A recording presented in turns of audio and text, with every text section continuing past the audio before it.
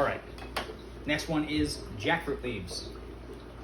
So these are actually pretty interesting.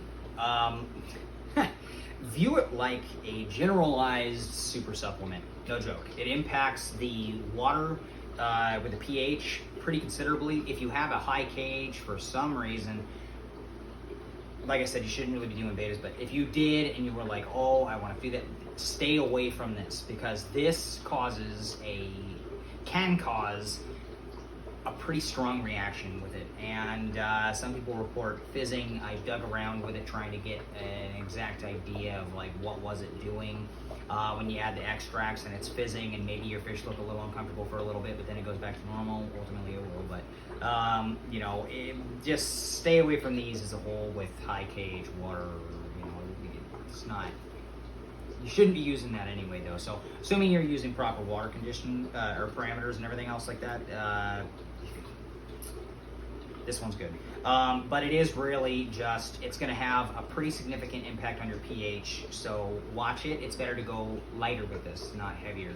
And by lighter, I mean you want it to look like a weak cup of black tea, realistically, or a stronger cup of green tea at the most. Because you can get green tea pretty strong, I guess. But just the same, you kind of want it to be, you know, like I said, like weak black tea. You'll see, it's not that big of a deal. Maybe light honey, not heavy honey, light honey. You could do that. You're gonna be able to see the impacts that it's having. If you're gonna, you know, if you're really trying to find and you're trying to be like really nerdy about it, you can add what you're gonna add to a color match that you think is correct, and then what you can do is 2 days later test the water, see what it's doing, and then figure out whether you did a good job or not. This is an absolutely incredible color enhancer, and like I said, it's pretty much just a generalized super supplement, and that's it.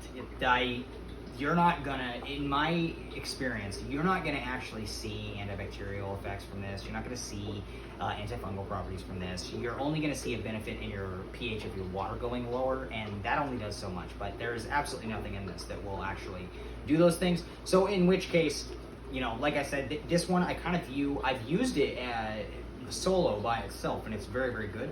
But where this really shines is using it in combination with things. So if you already have a mixture that you're using, this is important because this is the whole, and you're like, this is really, really, really, really good, and I have excellent results with this.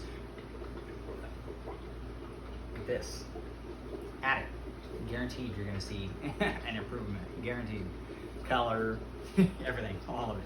And so that's pretty much what this is. It's basically just you being like, hey, I know you all are doing really good right now, but let me throw basically this huge dose of stuff in there. Like, oh yeah, there you go. Woo! And that's what it is. And it drastically has an effect on reds and orange. I'm just saying that right now. Like, it really does. To the point of sometimes, if I'm gonna use this, so I'll use it for myself, but I won't use it for things that I'm videoing, because if you use concentrations that are too high, that's what I'm saying. Like if I am using it for whatever reason for fish that I'm videoing, I'll use such a small amount that it won't impact the color like that. But it has actually taken shipments of mine and made them, and to a point where you're like, I can't video this. That's not.